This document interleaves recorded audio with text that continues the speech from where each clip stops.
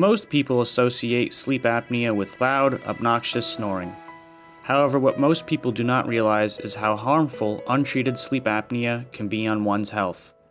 Sleep apnea can be a contributing factor to heart attack, stroke, depression, and extreme daytime fatigue.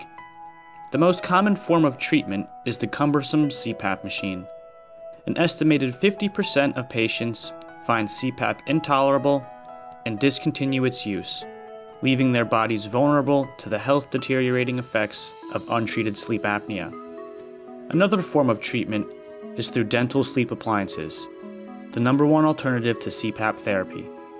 Sleep appliances in recent years have become so effective that they are now considered a first-line treatment for most mild to moderate cases of sleep apnea, and have even shown success with very severe cases. Dental sleep appliances are comfortable, effective, and easy to use, and in most cases will be covered by medical insurance. For sufferers of sleep apnea living in Mooresville, Indiana, and the surrounding area, there is no finer dental sleep medicine professional than Dr. Nicholson.